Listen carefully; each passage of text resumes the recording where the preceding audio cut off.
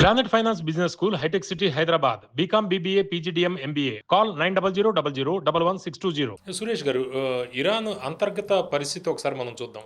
అసలు ఇరాన్ లోపల ఏంటి? ఐఆర్జీసీ గురించి మాట్లాడుతున్నాము, మిలిటరీ గురించి కూడా మాట్లాడుతున్నాం కానీ తక్కువ అక్కడ.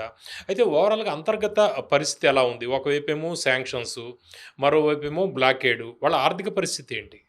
ఆర్థిక పరిస్థితి చాలా దారుణం. వాళ్ళు ఇంటర్నెట్ బ్లాకేడ్ తీసేస్తే మీకు మొత్తం నిజం బయటకు వచ్చేస్తుంది, ఒక రోజులో వచ్చేస్తుంది. కానీ వాళ్ళు దానికోసం ఇంటర్నెట్ అలో చేయట్లేదు. అక్కడ ఏం బాంబింగ్ జరిగింది, ఎట్లాంటి బాంబింగ్ జరిగింది, ఎక్కడెక్కడ బాంబ్ చేశారు. ఇప్పుడు మీరు లెబనాన్ తీసుకుంటే అక్కడ మీడియా రెస్ట్రిక్షన్స్ లేవు, అన్నీ చూపిస్తున్నారు ఎక్కడెక్కడ ఇజ్రాయెల్ కొట్ట. గాజాలో మనం చూసాం, గాజాలో ఇజ్రాయెల్ బాంబింగ్ చేయగానే నెక్స్ట్ 5 minutesలో లైవ్ ఉంటుంది. ఇప్పుడు తెహరాన్లో ఇవాళ they was a very unique incident. Al Jazeera correspondent Tehran నుంచి రిపోర్ట్ చేస్తారు. ఆయన రిపోర్ట్ చేసినప్పుడు బ్యాక్గ్రౌండ్లో తెహరాన్ ఫుల్ లైట్లతో షైన్ అవుతుంది. పెద్ద పెద్ద టవర్లలో లైట్ ఉంది. మన దుబాయ్లో ఉన్న బుర్జ్ ఖలీఫా లాంటి టవర్స్ అన్నీ ఉన్నాయి, లైట్లు బర్న్ అవుతుంది. గ్రాఫిక్స్ చాలా మందికి డౌట్ వచ్చి నిన్న కాదు, ఒక 3 రోజుల నుంచి నడుస్తుంది ఈ డిబేట్. నేను కూడా చాలా క్లోజ్గా ఫాలో అవుతాను ఇదంతా, ఈ ఛానల్ అన్ని. గ్రీన్ మ్యాట్లో చేస్తుంటారు. గ్రీన్ మ్యాట్ కాకుండా ఏఐ జనరేటెడ్ చేశారంట అది బ్యాక్గ్రౌండ్. ఓకే, కింద రాశారంట, in the bottom of the screen there is a small, మన డిస్క్లైమర్ పెడతారు చూడండి ఇన్సూరెన్స్ కంపెనీ వాళ్ళు, అట్లనే ఓకే మీరు చనిపోతే కూడా మీకు డబ్బులు రాదని చెప్పి మీరు దాన్ని కూడా సంతకం పెడతారు మీరు. అట్లాంటి చిన్న ఓట్లు పెట్టారు, this background is AI generated అని. ఎందుకంటే ఇరానియన్ గవర్నమెంట్ చెప్పారంట, మొత్తం డార్క్నెస్ ఉన్న అంధకారంలో ఉన్న తెరాన్ చూపియకు, బ్రైట్గా ఉన్నాం మేము, ఇన్ని వారాలు బాంబింగ్ చేస్తే కూడా మేము ఎట్లా ఉన్నాం చూడు ఇప్పుడు. ఇది ఇరాన్ చేస్తున్న ఒక ఫాల్స్ క్లెయిమ్ ఒకటి. ఏ దేశమైనా మీరు గాజా చూడండి, కంప్లీట్లీ డిస్ట్రాయిడ్, డౌటే లేదు. ప్రెసిడెంట్ ట్రంపే అంటున్నారు 10 సంవత్సరాలు పడుతుంది మొత్తం కట్టడానికి. ఈవెన్ దీని గురించి చెప్పారని, యూక్రెయిన్లో జెలెన్స్కీ ఫస్ట్ టైం వైట్ హౌస్కి వెళ్ళినప్పుడు చెప్పారు, మీ దగ్గర ఒక బిల్డింగ్ కూడా స్ట్రైట్గా నిలబడలేదు, అన్ని ఇట్లా ఉంది, యాంగిల్లో ఉంది, అట్లా బాంబ్ చేశారు రష్యా మిమ్మల్ని అని చెప్పేసి. మీరు కట్టండి, you have to do reconstruction, మనం డబ్బులు పెడదామని చెప్పారు. మీద రేర్ అర్త్ ఉంది కానీ నాకు ఇచ్చేసేయండి, మేము బిల్డింగ్లు కడదాం, మనం గాజాని ఒక మెడిటరేనియన్ కోస్ట్ లైన్ సిటీగా చేద్దామని చెప్పిన ట్రంప్. అట్లా ఇరాన్లో ఉన్న పరిస్థితి చాలా దారుణం. Economically they are finished. ఈ బ్లాకేడ్తో వాళ్ళకి అస్సలు డబ్బులు ఉండవు. ప్రజలు రోడ్డు మీదకి రావడానికి చాలా మంచి ఛాన్స్ ఉంది ఇప్పుడు, కానీ దానికి యుఎస్ గవర్నమెంట్ సపోర్ట్ కావాల్సి వస్తుంది. అంటే ప్రజల్లో అసంతృప్తి పెరిగితే ట్రంప్ అనుకుంటున్న రెజిమ్ చేంజ్ ఏదైతే ఉందో అది సాధ్యపడే అవకాశం ఉంది. ప్రజలు రోడ్డు మీదకి వచ్చాకన్నా ఇంపార్టెంట్ అంటే వాళ్ళ నడిమిట్లో ఒక స్ప్లిట్ వచ్చేసి చాలు. ఇప్పుడు ఐఆర్జీసీ ఉంది చూడండి, వాళ్ళ దాంట్లో ఒక చిన్న గవర్నమెంట్ ఒక స్ప్లిట్ నడిచి 10% మంది బయటకు వస్తే కూడా చాలు. అందరు ఆయుధాలు ఉన్నాయి కదా, దట్ ఈస్ ఇంపార్టెంట్. మీరు ఆయుధాలు లేకుండా పోరాటం చేయలేరు. సేమ్ విత్ ఆర్మీ, మీరు సిఐని పంపించి ఇన్ఫిల్ట్రేట్ చేసి ఇరానియన్ ఆర్మీని మీరు ఐఆర్జీసీ వాళ్ళని కొట్టండి, నిన్నదాకా మిమ్మల్ని కొట్టారు, ఇప్పుడు వాళ్ళని కొట్టండి అంటే వీళ్ళు వెళ్ళి వాళ్ళని కొడతారు. వాళ్ళకి అఫిలియేషన్ లేదు కదా, ఇప్పుడు ఇన్ని రోజుల్లో పక్కన కూర్చున్నారు వాళ్ళ ఆర్మీ వాళ్ళు, వాళ్ళకు కూడా ఉంటుంది చలో బస్ నా మీద ఇన్ని రోజులు ఆడుకున్నావు కదా నువ్వు, ఇప్పుడు నేను చూపిస్తాను అని చెప్పి వాడు వెళ్ళి కొడతాడు.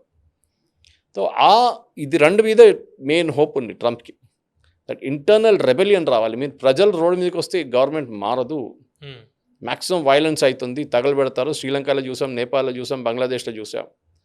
బంగ్లాదేశ్లో కూడా ఫైరింగ్ చేశారు కదా పోలీసు వాళ్ళు, ఆర్మీ వాళ్ళు ఫైర్ చేశారు కదా, శ్రీలంకలో కూడా జరిగింది, నేపాల్లో కూడా జరిగింది.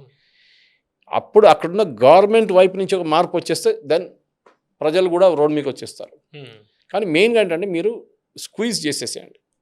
ఇప్పుడు ప్రాబ్లం ఏర్పడుతుందంటే పవన్ గారు మీరు చూసుంటారు, లీడర్లకి ఎప్పుడు ప్రాబ్లం ఉండదు. నేను చెప్పాను దీనికన్నా ముందు, వాడు జనరేటర్ ఆన్ చేసి కూర్చుంటాడు, కరెంట్ పోతే పోయిందని చెప్పేసి, డీజిల్ మస్తుంది కదా అని చెప్పేసి. కానీ మీరు ఎకనామిక్లీ స్క్వీజ్ చేసి రేపు బియ్యం లేదు, గోధుమలు లేదు, కూరగాయలు లేదంటే ఏం చేస్తారు వీళ్ళు? కరెంట్ పోతే వాటర్ ఎట్లా ఉంటుంది అక్కడ సమస్య? All problems will start.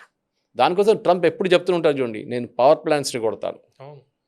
Power plants కొడితే అది పవర్ ప్లాంట్ ఒకటే కాదు, మీరు మొత్తం ఆ చైన్ మొత్తం డిస్ట్రాయ్ చేస్తున్నారు. డీసాలినేషన్ ప్లాంట్స్ కానీ మిగతా అన్నీ పోతుంది ఒకటేసారి. సో వెయిట్ చేస్తున్నారు, మీరు ఒక ఒప్పందం తీసుకురండి. ఇప్పుడు ఎందుకు ఎక్స్టెండ్ చేశారు సీజ్ఫైర్ చెప్పండి? What was the condition Trump extended it? ఈ ఫ్యాక్షన్స్ అందరూ కలిసి ఒక వర్కబుల్ ప్రపోజల్ తీసుకురండి అని చెప్పి పాకిస్తాన్ చెప్పారంట. మాకు టైం ఇస్తే మేము వీళ్ళందరినీ కూర్చోబెట్టి మాట్లాడు. అదేం రాదులే, పాకిస్తాన్ మీద కూడా ఒక బాంబు వేసేస్తారు కావాలంటే ఇరాన్, కోపం వచ్చి అది కూడా చేయొచ్చు వాళ్ళు. ఇజ్రాయెల్ కూడా ఇస్తుంది అదే అంట. సో ఇజ్రాయెల్ ఆల్రెడీ చెప్పారు ఎప్పుడో, టర్కీకి చెప్పినట్లయితే పాకిస్తాన్ కూడా చెప్తారు. ఇప్పుడు ఇదంతా అయిపోయిన తర్వాత హిజ్బుల్లా మీ వైపు వస్తున్నామని టర్కీకి చెప్పేశారు ఇజ్రాయెల్ ఆల్రెడీ, నెక్స్ట్ మీరున్నారు లైన్లో అని చెప్పి. అట్లయితే పాకిస్తాన్ కూడా లైన్లో వచ్చేస్తారు. Okay. The main problem is ఈ వీళ్ళిద్దరిని కూర్చోబెట్టి మాట్లాడడానికి వీళ్ళు మాట్లాడితే బాగుంటుంది. ఎప్పుడు మీరు ఫిజికలీ మీట్ కావాలని లేదు. You can meet over the phone, మాట్లాడొచ్చు. అంటే పరిస్థితులు ఇంత దారుణమైన పరిస్థితులు చోటు చేసుకుంటున్నాయి కాబట్టి వీళ్ళు 10 పాయింట్స్ ఏవైతే పెట్టారో అంటే న్యూక్లియర్ కావచ్చు, లేకపోతే స్ట్రైట్ ఆఫ్ హార్మోజ్ కంట్రోల్ వాళ్ళది ఉండాలి. ఇలాంటివన్నీ కూడా ఈ శాంక్షన్స్ ఎత్తేయాలి, ప్రాక్సీస్ ఎక్కడైనా వాళ్ళు కొద్దిగా తగ్గే అవకాశం ఏందా? కాంప్రమైజ్ నేచర్ ఏందా కనిపిస్తుందా? నెగోషియేషన్ అంటే అదే. హ్మ్. నెగోషియేషన్ అంటే కాంప్రమైజ్. అయ్యేటట్టు ఉందా మన ఇరాన్? కూరగాయలకి ఎట్లా బేరం తీసుకుంటాం అట్లనే సేమ్ నడుస్తుంది. తగ్గుతుందా? ఇరాన్ తగ్గుతుందా? తగ్గాల్సింది. హ్మ్. ఎందుకంటే ఒకటి వాళ్ళకి డబ్బులు కావాలి. ఇప్పుడు డబ్బులు లేవు వాళ్ళ దగ్గర. They are broke financial. ఈ ఆయిల్ ఎంబార్గోతో మొత్తం బ్రోక్ అయిపోయి కంప్లీట్లీ వాళ్ళ ఎకానమీ షాటర్ అయిపోయింది. ఎన్ని రోజులు నడిపిస్తారో తెలియదు వాళ్ళ దగ్గర. జీతాలు ఇవ్వాల్సి వస్తుంది. ఇజ్రాయెల్ వాళ్ళ మెయిన్ బ్యాంక్ మీద దాడి చేసి మొత్తం బ్యాంకే ధ్వంసం చేసేసారు. నోట్లన్నీ పోయినాయి దాంతోపాటు. అట్లాంటి చాలా మటుకు జరిగింది ఇప్పుడు. So Iran has very little choice అన్నమాట ఇప్పుడు. వాళ్ళ ఒక కాంప్రమైజ్కి రావడం బెటర్. కానీ అక్కడున్న రెవల్యూషనరీ గార్డ్ అది చేయనియరు వాళ్ళు. అది ఏ రోజు వాళ్ళు చేస్తారో ఆ రోజు వాళ్ళ లైఫ్ అవుట్. హ్మ్. ప్రజలు వాళ్ళని కొట్టి చంపేస్తారు రెవల్యూషనరీ గార్డ్ని. మనం చూసాం చాలా దేశాల్లో. ప్రజలకు కోపం వస్తే వాళ్ళు ఈ ఆర్మీ బ్యారక్స్ మీద కానీ పోలీస్ బ్యారక్స్ మీద ఓవర్ రన్ చేసి మొత్తం వాళ్ళని చంపేస్తారు వాళ్ళు. అవును. దాంతోపాటు కొంచెం రెబెల్ ఆర్మీ కూడా ఉంటారు. వాళ్ళు కూడా వచ్చేస్తారు తోడు. అదొక భయం ఉంది రెవల్యూషనరీ గార్డ్స్కి. ఎందుకంటే వీళ్ళు ఎంతో మందిని చంపారు. ఆ ప్రజలు ఇడవరు. వాళ్ళ ఫ్యామిలీ మెంబర్స్ ఇడవరు వీళ్ళని. వీళ్ళు ఎంట పడతారు వీళ్ళు. అంటే సురేష్ గారు ఫస్ట్ 4 వీక్స్ మనం చూస్తే అంటే ఫిబ్రవరి 28 సుప్రీం చీఫ్‌ని చంపిన తర్వాత 2, 3 వారాలు కొద్దిగా ఇరాన్ వాళ్ళు అసిమెట్రిక్ వార్‌ఫేరు లేకపోతే షాహిద్ డ్రోన్‌లతోటి దాడులు, తర్వాత మనం చూస్తే ఫైటర్ జెట్ల మీద వీళ్ళు దాడులు, ఇవన్నీ కొద్దిగా అప్పర్ హ్యాండ్ వీళ్ళు గెరిల్లా వార్‌ఫేర్ తోటి ఒక అప్పర్ హ్యాండ్ కనిపించింది. అయితే ట్రంప్ కొద్దిగా తగ్గుతున్నాడు, ట్రంప్ భయపడుతున్నాడు, వీళ్ళు చాలా పెద్ద ఎత్తున వీళ్ళు కోల్పోతున్నారు అనేది కొంత మనకు ఒక నేరేటివ్ నడిచింది. అయితే ఇప్పుడు కూడా పరిస్థితి అట్లాగే ఉందా?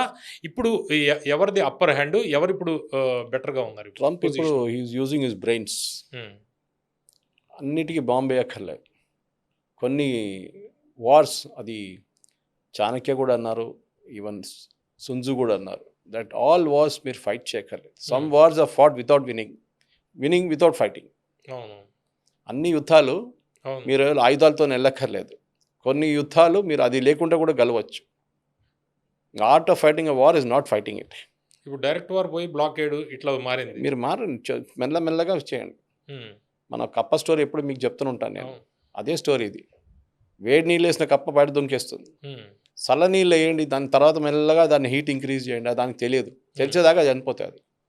అది ఇరాన్తో చేస్తున్నారు ఇప్పుడు. మెయిన్ ప్రాబ్లం ఎక్కడంటే రెవల్యూషనరీ గార్డ్స్ని వీళ్ళు ఐదర్ అటాక్ చేయడం ఆల్రెడీ చేశారు. వీళ్ళు ఎయిర్ అటాక్ చాలా జరిగింది, చాలామంది చనిపోయి ఉంటారు వాళ్ళ దాంట్లో కూడా. కానీ వాళ్ళ లీడర్షిప్ని ఇప్పుడు కొట్టాల్సి వస్తుంది. వాళ్ళు ఈ నేవీ వైపు ఉన్న that is Iran so called Iranian navy హ్మ్. ఏది మన కోస్టల్ లైన్ పక్కన ఉన్న అక్కడ చాలా దాచుకోవడానికి చాలా ప్లేసెస్ ఉన్నాయి. It's a very mountainous region. Iran coast line strait of Hormuz, Persian Gulf నుంచి స్ట్రైట్ ఆఫ్ హార్మస్ దాకా హ్మ్. మొత్తం కేవ్స్ ఉన్నాయి. ఆల్ఫోజ్ కేవ్స్. చాలా మటు కేవ్స్ ఉన్నాయి, దాచుకోవచ్చు ఈజీగా. దాని లోపల వెళ్ళిపోవచ్చు. హ్మ్. ఫోర్డ్స్ అంటారు, ఫోర్డ్స్ నీళ్ళ లోపల కూడా అక్కడ వాళ్ళు పార్కింగ్ చేసుకోవచ్చు వీళ్ళ బోట్లు చిన్న చిన్న. అండర్ గ్రౌండ్ బంకర్ లాగా ఉంటుంది, మీరు బయట నుంచి కనిపించదు. హ్మ్. వెరాజ్ మీరు ఇటువైపు చూస్తే, సౌదీ వైపు చూస్తే మొత్తం డెజర్ట్. అవును. మీరు డెజర్ట్లో ఈజీగా కనిపిస్తారు, మిమ్మల్ని ఈజీగా కొట్టచ్చు.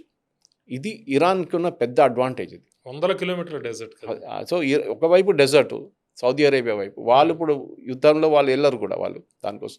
ఇరాన్ వైపు వాళ్ళకి న్యాచురల్ ఒక ప్రొటెక్షన్ ఉంది.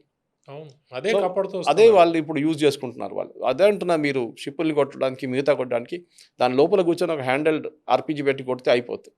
కనిపించదు కూడా ఎయిర్ నుంచి, ఎందుకంటే మీరు ఒక పెద్ద కేవ్ లాగా దాని లోపల కూర్చున్నారు, అక్కడి నుంచి కొడుతున్నారు మీరు. గుహలాగా ఉంటుంది అది, దాని నుంచి కూడా. సో అది ఇరాన్కి ఇప్పుడున్న అన్నిటికంటే పెద్ద అడ్వాంటేజ్. కానీ ఎక్కువ రోజులు నడవదు. హ్మ్. ఇరాన్కి ఇప్పుడు కూడా 40% వాళ్ళ మిసైల్స్ ఉందని చెప్పి మొన్న యుఎస్ గవర్నమెంటే ఇంటెలిజెన్స్ బ్రీఫింగ్లో యుఎస్ కాంగ్రెస్కి చెప్పారు. హ్మ్.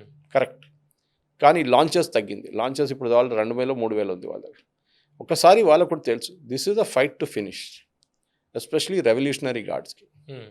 రెవల్యూషనరీ గార్డ్స్ ప్రజలు వెళ్తే రెవల్యూషనరీ గార్డ్ వాళ్ళని దాడి చేస్తే ఆ రోజు యుఎస్ మళ్ళీ దిగుతారు ఈ యుద్ధంలో.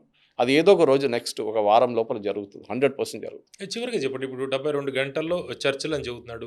నెక్స్ట్ ఏం జరగబోతుంది, ఏం జరుగుతుంది? చర్చలు ఏమి ఉండవండి. ఇది ప్రెసిడెంట్ ట్రంప్ మళ్ళీ ప్రెషర్ పెట్టడం. హ్మ్. ఇరాన్ క్లియర్గా చెప్పారు దెర్ ఇస్ నో టాక్స్. వాళ్ళ ఒఫీషియల్ న్యూస్ ఏజెన్సీ చెప్పారు ఏం చర్చలు లేదు, ఏం లేదు. ఈయన ఒట్టి అక్కడ కూర్చొని ఏదో ట్వీట్ చేస్తుంటాడు, మా మీద ప్రెషర్ పెట్టడానికి. We are not agree to any talks. Hmm. Asim Munir కూడా లాస్ట్ టైం వెళ్ళిపోయాడు, దాని తర్వాత మళ్ళీ మాట్లాడలేదు ఇప్పుడు. చర్చలు జరగవనుకుందాం. చర్చలు ఇప్పుడు జరగవు. గతంలో మనకి సీజ్ ఫైర్ ముందర 2 వీక్స్ సీజ్ ఫైర్ చెప్పే ముందర సివిలైజేషన్ నాగరికత మొత్తం నాశనం చేస్తా అన్నాడు. మొన్న కూడా ఓవర్ నైట్ ఒక్క రాత్రిలో లేపేస్తా అని చెప్పాడు. ఇప్పుడు ఈ చర్చలు జరగకపోతే మళ్ళీ నెక్స్ట్ ఎలా ఉండే అవకాశం ఉంది? ఇలాగే కొంతకాలం జరుగుతుంటుందా? ట్రంప్ ఇదే గేమ్ ఇప్పుడు మైండ్ గేమ్ ఆడుతున్నాడు. ఈ గేమ్ ఫస్ట్ ఆడాలి. హ్మ్. మీరు ఇంత బాంబింగ్ చేయక్కర్లేదు. ఈ మైండ్ గేమ్ ఆడండి, ఫైనాన్షియల్లీ ఆడండి, వాళ్ళని కంప్లీట్గా చోక్ చేసేసండి ఇరాన్ని. హ్మ్. ప్రజలు కష్టపడతారు, కరెక్ట్. ప్రజలకు తినకుండా తిండి ఉండదు, అప్పుడు వాళ్ళు రోడ్డు మీదకి వస్తారు. బియ్యం లేనప్పుడు, గోధుమలు లేనప్పుడు, నీళ్ళు లేనప్పుడు, కరెంట్ లేనప్పుడు, అప్పుడు వాళ్ళు రిబెల్ అవుతారు.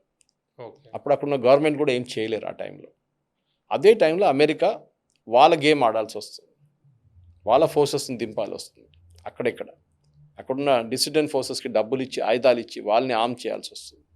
ఇరానియన్ ఆర్మీ నుంచి డిఫెక్షన్స్ ప్లాన్ చేయాల్సి వస్తుంది. ఇవన్నీ చేస్తే డెఫినెట్గా maybe by May 2nd week, May 1st week, 2nd వీక్లో పెద్దగా మార్పు రావచ్చు ఇరాన్లో. ఓకే.